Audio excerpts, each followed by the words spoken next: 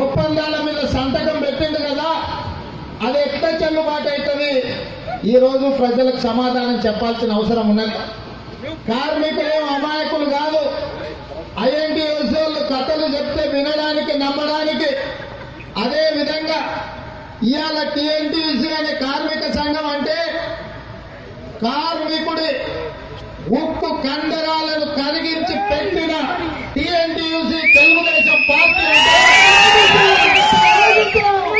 కార్మికుల కష్టాలు తెచ్చిన పార్టీ, కార్మికుల కన్నీళ్ల గురించి తెచ్చిన పార్టీ, కార్మికుల ఆకలి గురించి తెచ్చిన పార్టీ, కార్మికుల కష్ట సుఖాలలో తోడున్న పార్టీ, కార్మికులకు పట్టెడు అన్నం పెట్టాలని 1983లో నందమూరి తారక రామారావు గారు పార్టీ పెట్టిన తర్వాత ఇదే ఐటీసీ భద్రాచలంలో ఎన్నికలు జరిగితే ఆనాడు గుర్తింపు కార్మిక సంఘంగా ఐఎన్టీయూసీ ఇక్కడ అత్యధిక మెజార్టీతో మొట్టమొదటిసారి గెలిచింది.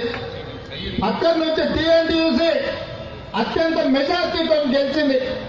అక్కడి నుంచి ఇప్పటి వరకు 11 సార్లు ఎన్నికలు జరిగితే 6 సార్లు టీఎన్టీయూసీ ఈ కార్మిక సంఘం గుర్తింపు సంఘంగా ఇక్కడ జెండా ఎగిరేసిన సంగతి ఐఎన్టీయూసీ అప్పుడే మర్చిపోయిందా అని చెప్పి నేను అడుగుతున్నా. కాబట్టి ఇవాళ సోదరులారా, రంగారావు గారు కార్మికుడుగా ఒకవేళ ఈ కంపెనీ నుంచి రిటైర్ అయి ఉండొచ్చు, కానీ కార్మికుల కష్టాలు తెలిసిన మీ నాయకుడుగా గతంలో చేసిన ఒప్పందాల వల్ల కార్మికుల కుటుంబాలు ఎంత బాగుపడ్డాయో, ఎంత లబ్ధి చెందిందో ఇక్కడుండే ప్రతి కార్మికుడికి తెలుసు. ఇవాళ ఆయనకు ఉద్యోగ బాధ్యత కూడా లేదు. ఇవాళ ఆయనకున్న బాధ్యత అంతా ఇక్కడ ఉండే కార్మికుల బాగోగులు చూసే బాధ్యతని వారు కాబట్టి సోదరులారా, వాస్తవంగా ఇవాళ రంజాన్ పర్వదినం నారా చంద్రబాబు నాయుడు గారు హైదరాబాద్కు వచ్చిండ్రు. వారికి కలిసి నమస్కారం పెట్టి కోటు రంగారావు గారు టీఎన్టీయూసీ మిత్రపక్షాల గుర్తింపు ఎన్నికల్లో ఉన్నాయి, పండుగ అయినా కూడా రంజాన్ పండుగ అయినా కూడా అక్కడికి వెళ్లి వాళ్లకు మద్దతుగా మనం నిలబడాల్సిన అవసరం ఉన్నది. ఎందుకంటే రంగారావు గారి స్థాయిలో, గాలి వెంకటరెడ్డి స్థాయిలో, ఇక్కడ ఎన్నికలలో గెలిచే కార్మిక నాయకుల స్థాయిలో ఒకవేళ ఏదైనా వందల సైకిల్ మోటార్ల మీద ఈ రోజు టీఎన్టీయూసీ మిత్రపక్షాల గుర్తింపు ఎన్నికలకు గల్లీ గల్లీ తిరిగి ఈనాడు ప్రచారం చేసిందంటే ఈ హోరం చూస్తుండేది ఎన్నికల ప్రచారం లాగా లేదు. గెలిచి విజయోత్సవ సభ జరుపుకుంటే ఎంత ఉత్సాహం ఉంటుందో మీలో అంత ఉత్సాహం కనిపించింది. అయితే సోదరులారా, ఈరోజు ఇక్కడ ప్రధానమైన చర్చ టీఎన్టీయూసీ అనుబంధ సంఘాల వాళ్ళ గురించి. వీళ్ళు చేయలేదనేది మాట్లాడతలేరు వాళ్ళు. ఐఎన్టీయూసీ వాళ్ళు ఏం చెప్తున్నారంటే రంగారావు గారు రిటైర్ అయ్యారు కదా, ఆయన ఎట్లా ఉంటారు, ఆయనకు ఇక్కడ ఉండే ఫ్యాక్టరీతో ఏం సంబంధం అని నేను అడుగుతున్న ఐఎన్టీయూసీ వాళ్ళను, అయ్యా గతంలో మీకు సంజీవ్ రెడ్డి అని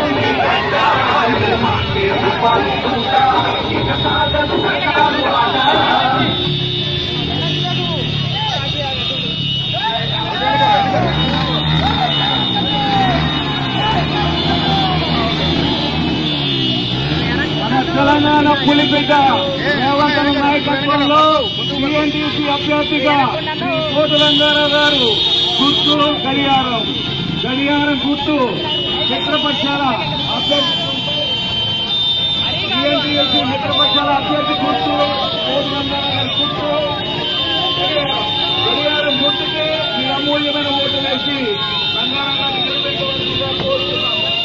మిత్రపక్షాల అభ్యర్థి గుర్తు గడియారం. తెలంగాణ పులి బిడ్డ నేను మరువబోతు ఈ గడ్డ